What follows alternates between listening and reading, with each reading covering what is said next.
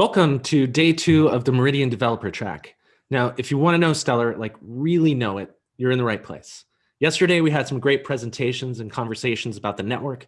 We dug deep into nodes, protocol development, and Horizon, the Stellar API. And today, well, today is Anchor Day. You're going to learn everything there is to know about the on-off ramps that connect Stellar to the real world. Before we get started, I just want to mention 2 quick things. One, before Meridian, we hosted a hackathon, and now it's up to you to decide on the winner. On your Meridian dashboard, head to the hackathon tab where you can read about the finalists and vote for your favorite. 2, make sure to check out the interactive sessions and virtual lounges where you can corner your favorite attendee and engage in deep and meaningful conversations about life, the universe, and everything. All right, back to Anchor Day.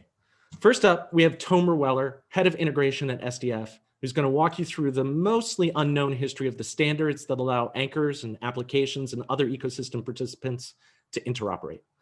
Understanding that history is important if you want to understand the current landscape, and also because, as George Santayana famously said, those who cannot remember the past are condemned to repeat it. Tomer, are you ready? I am. Thank you so much, Justin. So, hey, I'm Tomer, head of integration at the SDF, and this is a brief history of Anchor interoperability.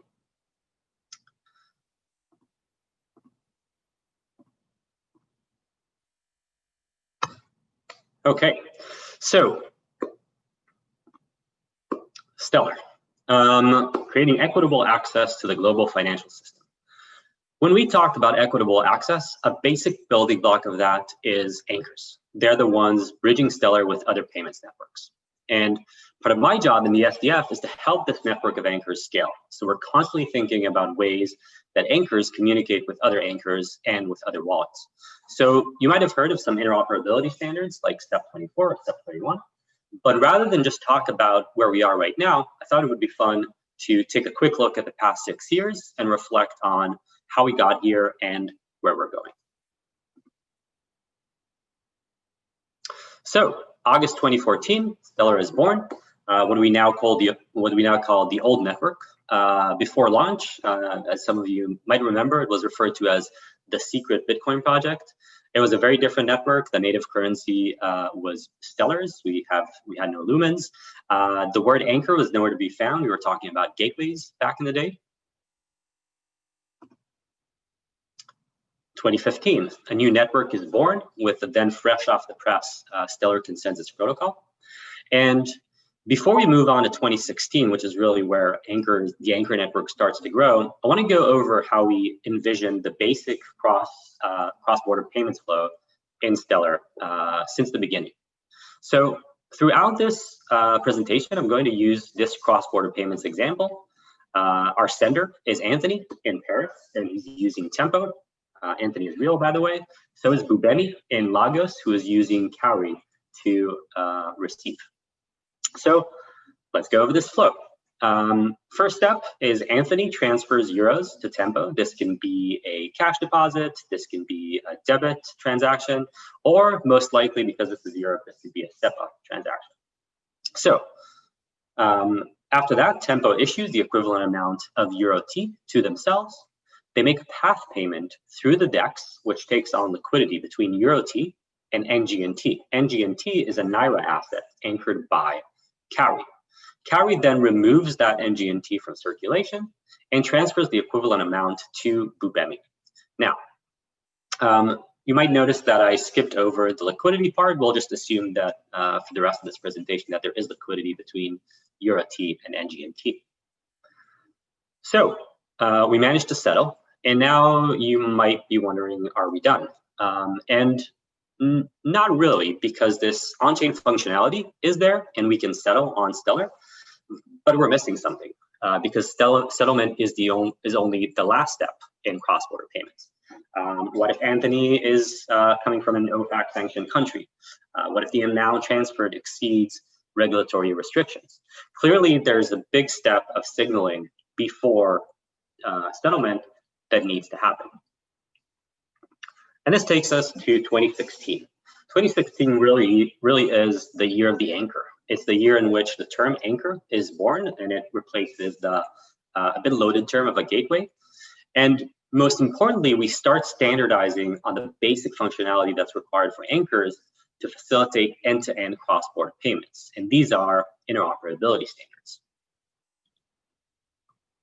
And these three first interoperability standards are born. First one is the Stellar TOML file, which provides a common place where the internet gets information about your organization's Stellar integration. The Federation Protocol, which maps human readable addresses to Stellar accounts, and the Compliance Protocol, which handles AML and KYC requirements. AML, anti-money laundering, and KYC is know your customer. Now you'll notice that we identify these standards by a SEP number. SEP is a Stellar Ecosystem Proposal, and it's the system we use to manage ecosystem standards. Fun fact, 2016, we didn't actually have the SEP system in place yet. These numbers were retrofitted, I believe it was late 2017. By the way, one thing I forgot to mention about this presentation is you should feel free to ask questions as we go along, so you don't have to wait till the end, and Justin will relay them to me as we go. So if we look at these standards and put them on our flow, first of all, I know it's a bit small. Don't try to read this yet. I'll zoom in a second. But what we see here is that our flow is now two main sections. The second section is the one that we already discussed, which is the settlement part. The first one is signaling that happens ahead of a cross-border payment. And if we zoom in to that portion, then we can go over this. So before Anthony sends, before any money moves, Anthony makes a payment request to Tempo. That payment request includes things like sender info, receiver info, amount, all of the information that Tempo or Cowrie requires for this transaction. Tempo, in turn, will go to Cowrie's TOML file to get information about their implementation. They then make a federation request using the address, Bubemi's address that Anthony has provided. The federation response includes a Stellar account and a Stellar memo ID, which will be used for a payment. And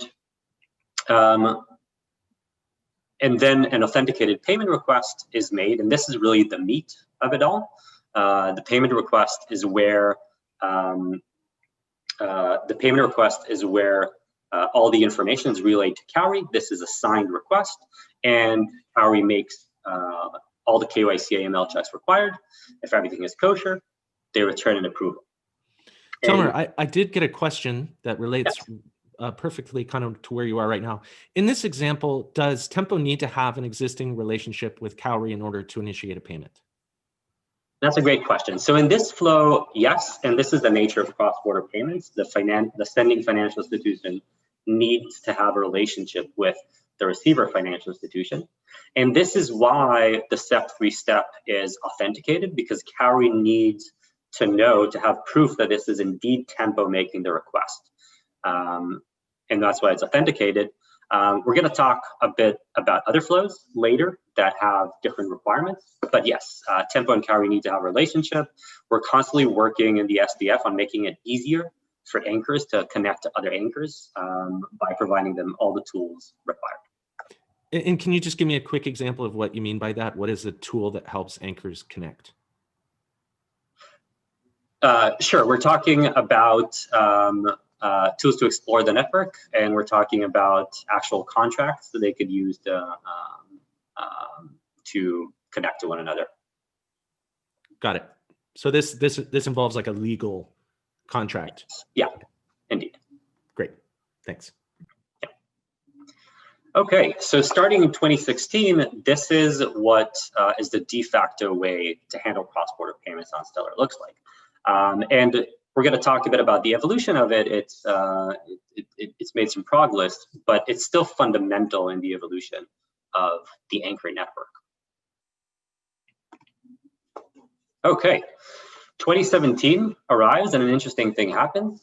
Cryptocurrency wallets become mainstream. People are talking about cryptocurrency. People are using cryptocurrency wallets, and we're seeing actual usage of them. And this challenges the basic assumption of what a cross-border payment looks like on Stellar, because we've always imagined cross-border payments as something happening between a sending financial institution and a receiving financial institution.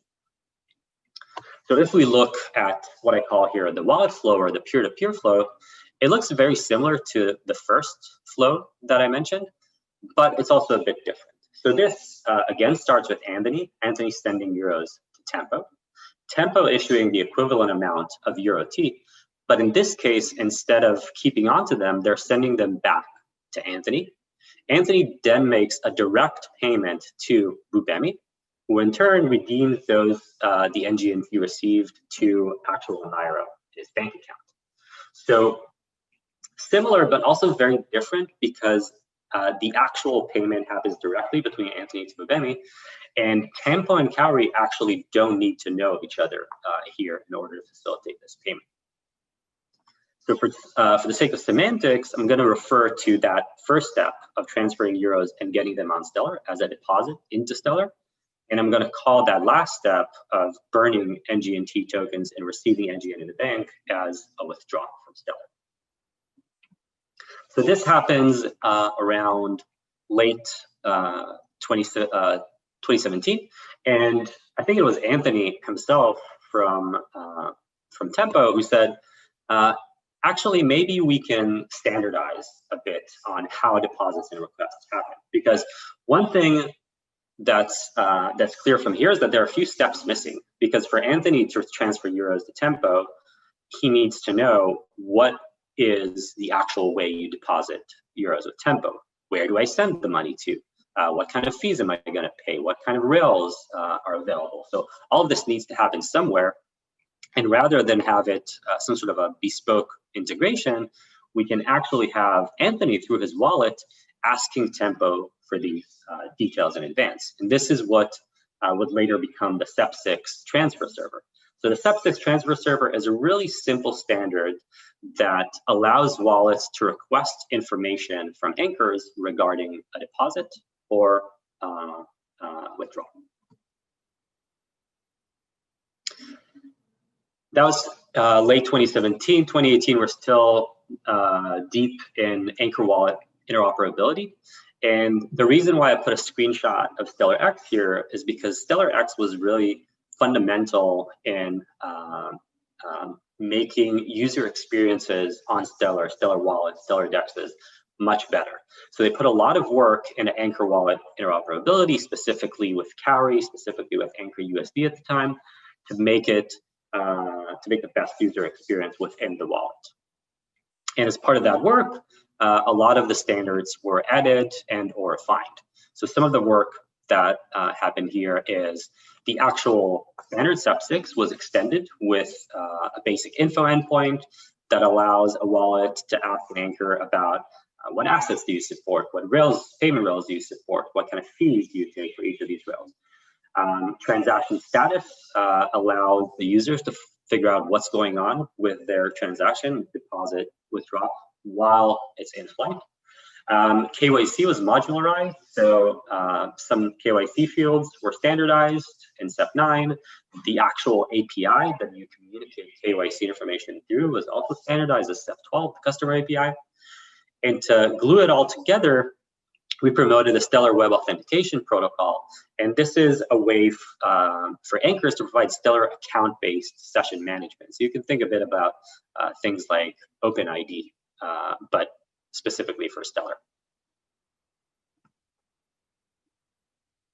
Okay, so if we look at the transformation between 2017 and 2018, I recommend taking your video full size, by the way, it can be a bit small.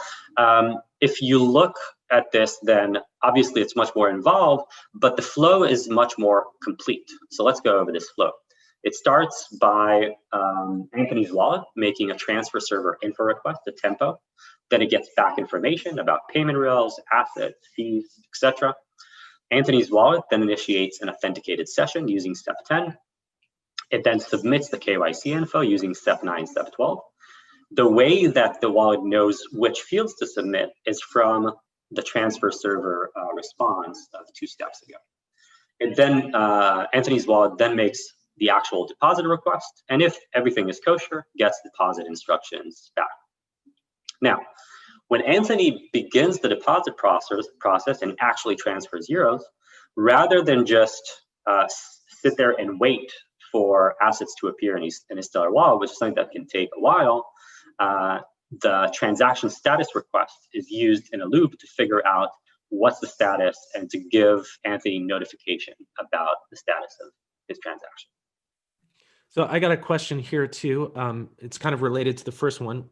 In this example, the anchor wallet deposit flow, do anchors and wallets need to have an existing relationship in order to work together? That's a great question. So in this flow, it's not required. So Tempo has a step 6 and a step 24 implementation, and any wallet can use that implementation. They don't need to know which wallet they're coming from. We are starting to see a trend in which anchors are interested in knowing which wallets are being used by their users. A, for a compliance reason, because your compliance officer wants to know per transaction what was actually used, or for cross promotion. For example, a specific wallet has a specific promotion with an anchor. For example, you don't pay deposit fees if you go through this anchor, if you go through this wallet. So we're seeing these trends starting to appear. And if those trends continue, will there be some sort of system that will be developed or protocol that will be developed to allow those wallets to identify themselves to anchors? That's a great question. And there's actually a slide about that later on. Fantastic. Okay, 2018, and we're still knee deep in anchor wallet interoperability. And while we were working with anchors on implementations, we realized that the SEP6 flows relied a bit too heavily on various API calls.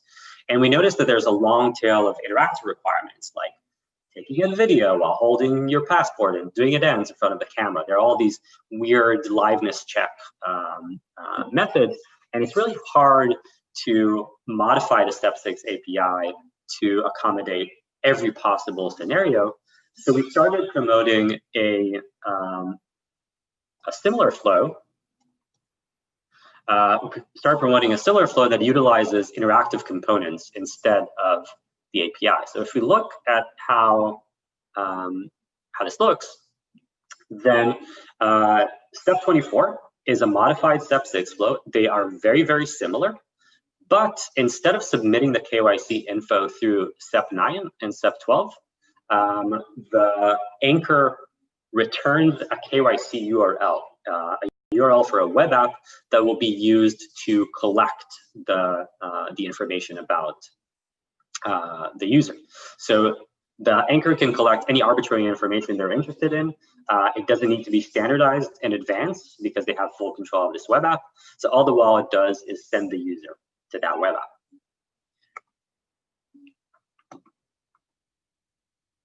And these are some screenshots of actual step 24 implementations in the wild. These are some of our great LATAM anchors. So we have Settle and StableX on the left, then we have nToken, Saldo, Bicos, all of them active in production right now. And interestingly, all of these screenshots were taken using the Lobster wallet, so the same wallet, but you can see that each and every flow is a bit different and customized for the actual needs of that specific anchor. Question came in here. What is the preferred anchor wallet standard, SEP 6 or SEP 24? It's a bit of a loaded question, and for some reason, people get very religious about their standards. I think we're going to host Bubemi later today, who's a huge proponent of SEP 6. I think when we worked with LATAM anchors, we really promoted SEP 24 because it was just quicker for anchors to develop rather than constantly modifying the standard to accommodate for each and every end case. I would say that SEP 24 is easier for the wallets because they don't need to have a special UI for every type of requirement that the anchor has. SEP 6 promotes user experiences that have the potential to just be nicer because you don't have to go through a third-party web app. And SEP 6 also saves the anchor the need to build an actual front end. You know, some of these anchors are in the financial backend businesses, they don't actually have front-end developers on board. They don't have the right product people to build something like this. I think ideally we can have both types of anchor integrations out and about, and some anchors are already implementing both. Great. And so just to be clear, with step 24, what we're looking at here with this Lobster interface, those front ends are built by the anchor services. They create a web app that actually collects the KYC information. Is that correct? Exactly. Yes. So the Lobster wallet starts a deposit. It gets, as part of the anchor response, a URL for a web app. And then either through an iframe or some other web view, it actually loads up that interface. When it's done, the interface signals back to the wallet that the flow is done and they can move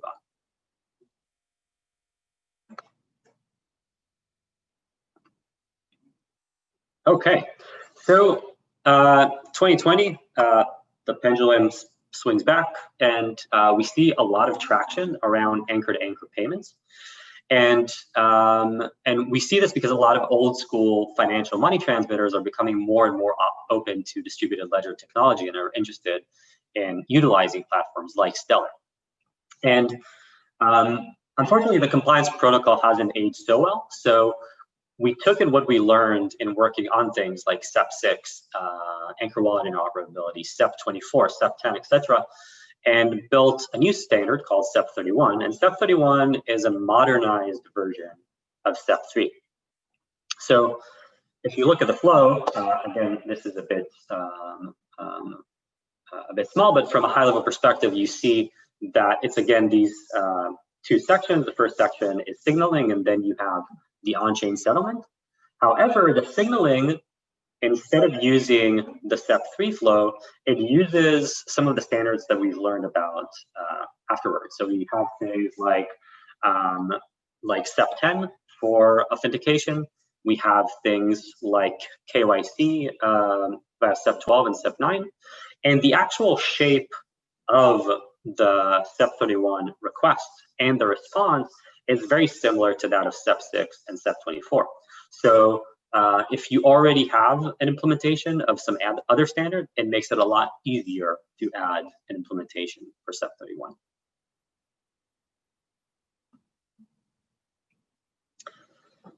So that was 2020. Some things that we're seeing, some trends for 2021. We see a lot of custodial wallets interested in these SEP 6, SEP 24 style anchor wallet interoperability. However, when we originally came up with these standards, we were thinking about non-custodial wallets. Custodial wallets use pooled accounts. The mechanics are a bit different, not that different. So we're working on accommodating these style wallets. Another thing that we're seeing, and this relates to Justin, the question you asked before, is anchor wallet attribution. So we're seeing anchors that are interested in understanding what wallets the users are using when they're going through the deposit withdraw flow, whether it's for legal reasons or because of cross promotions. And that means that the wallet needs to have, the anchor needs to have some sort of a proof around what wallet is being used right now. So that's a new standard that's coming along, the anchor wallet attribution. Another trend that we're seeing, and this is happening right now, is that some anchors prefer to use assets issued by others. And we've always promoted this anchor as an issuer pattern, but it's not an actual requirement. Nothing is stopping an anchor from using a third-party asset. And it makes sense because maybe an anchor is not interested in managing a reserve. And maybe in terms of liquidity, we'd rather have 2 or 3 strong USD assets than having 10 or 20 USD assets that have liquidity fragmented between them. So these are some trends. The future is a mystery, and things happen, and I'm sure we'll see a lot more happen in 2021. I encourage everyone to join, and this is a shameless plug. There's a work group session on Friday that will be hosted by Lee and myself, and it's going to be a Bring Your SEP workshop. So if you want to change a SEP, or if you want to add a new SEP and you want to discuss it in person, then let's do it. And that is it. One last shameless plug is that, and I think it's an hour from now, around an hour from now, we're going to have an Anchor demo session. So all of these standards that we talked about, maybe they look a bit in the air, but we're actually going to have anchors, we're going to have settle, we're going to have carry, and we're going to have Tempo showcase their anchor integration, and you're going to hear firsthand about how it's like to become an anchor and to integrate. Great. Yeah, I'm definitely looking forward to that. A lot of these things, you sort of talk about them and they're abstract, and then you see them realized in an actual interface, and it just becomes so much clearer what they actually do. And we have a lot of questions. We've got about 10 minutes. I kind of want to start there at the super high level. I have a question from Brandon, which is basically fundamentally about anchors, right? The question is, would you explain the need for Tempo and Cowrie? Like, what is the need for anchors? Sure. So anchors are there to bridge traditional finance with Stellar. So in order to move value onto the Stellar network, you need to have an entity that will accept and keep your money in the real world and issue the equivalent on Stellar. So anchors really are the basis for everything that we're doing on Stellar, because they facilitate this move of value into the Stellar network and out of the Stellar network. And a really interesting thing about Stellar is that because this is such an integral part, it's such an important piece of cross-border payments, we put a lot of emphasis on making this easy, making this standardized. And this is something that you won't find a lot in other networks, because other networks are not really concerned with, especially now with bringing value off. They're usually concerned about bringing value into the network and let it linger. But from our perspective, it's all about moving value. Great.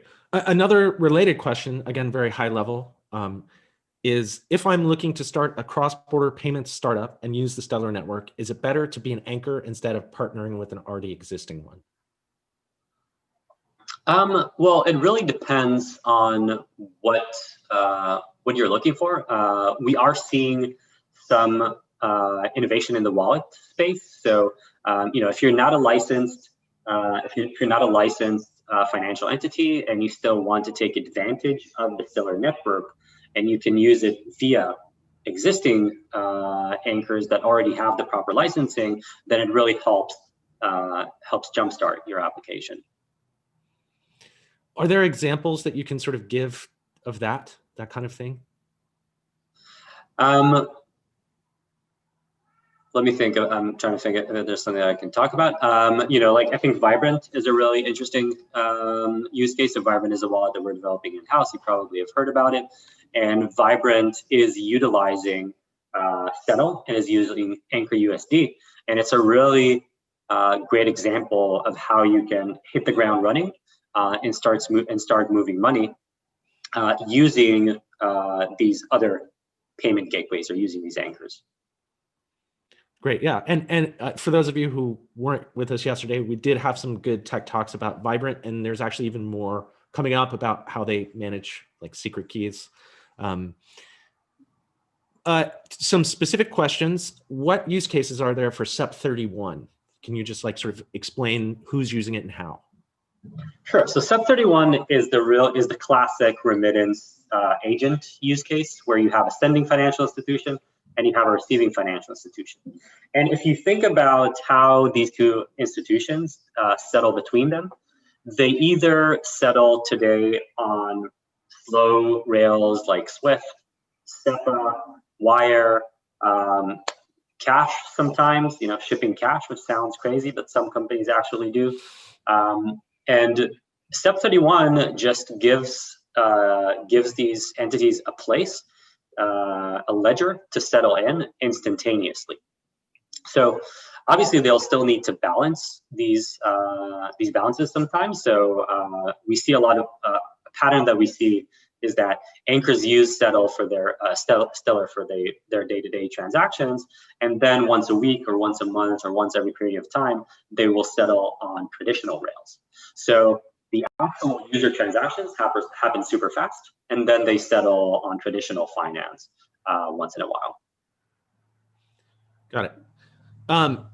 a couple of questions about upcoming plans. The first is from Marcin. It's, do you have plans to advance non-interactive / backend only interfaces, SEP6 in parentheses, in the future? And then he says, the SEP26 draft has been floating around for a while. So SEP26, you can also maybe just explain what that is. Sure. So like I said, SEP6 was our first interoperability standards for Anchor wallets. And when we started promoting this notion of interactive flows, we forked to a new SEP24, which is very similar to SEP6, but has some interactive portions to it. And to be completely honest, at that point, we thought that that everyone is going to adopt interactive flows. And what we learned is that a lot of people really liked SEP6. And like I said, Rubemi, and Marcin is asking the question because Marcin is one of the crowd. He actually really loves SEP6. SEP26 was this idea of let's try and, SEP26 was this idea of let's try to modernize SEP6. Because SEP6 is like this classic evolutionary engineering project. It started out super small with just like a little GET request to an anchor to get deposit information.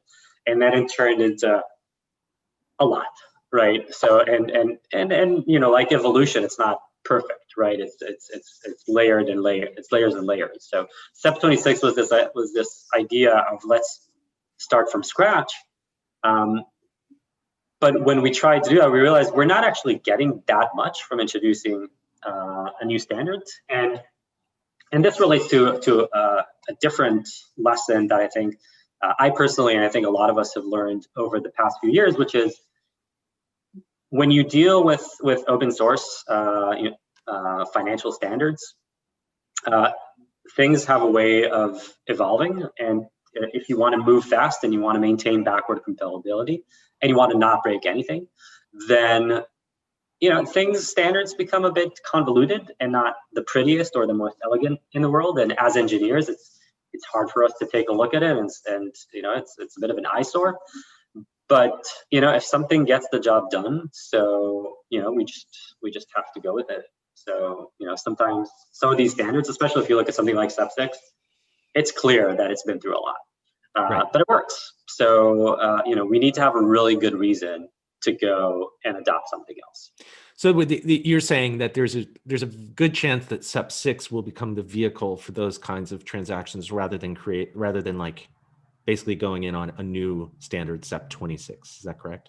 Yeah. I think the process is going to be a bit more incremental, especially because in the early days it was very easy to introduce new standards, and because they were not heavily used, we could just just in you and I, we had on speed dial most of the people who actually use these standards. I was just calling everyone saying, hey, we're changing this. Right. Today, it's not like that, right? So we have to be super mindful about how we move forward. So just 2 minutes left. Final question. Are there any other lessons that you've learned in 4 years working with interoperability standards? Sure. I think the lesson that I mentioned was the really big one, which is, just it's better to settle for something that works. Backward compatibility is a huge thing, and especially with open standards. And if anyone has ever developed an API, the importance of backward compatibility in APIs. But when you deal with a federated network like the Anchor network, then suddenly, when you're changing a standard, you now have multiple implementations of different versions of this API in the wild because it's not a centralized API. So changes are just much more difficult, much more costly, and it's better. And you're never going to get things right in the beginning. So the best thing you can do is just to make room for improvements. Great. Feels like a perfect note to end on. Make room for improvements, right? That's the best that you can do. Thank you so much, Tomer. It was really interesting to hear that whole history, and super clear to just look at all the diagrams and see the logic behind the different flows and how they've evolved and grown. And honestly, I think you're the only person with a full grasp of that history, like until now. I think now we all know, before no one knew. So thank you very much.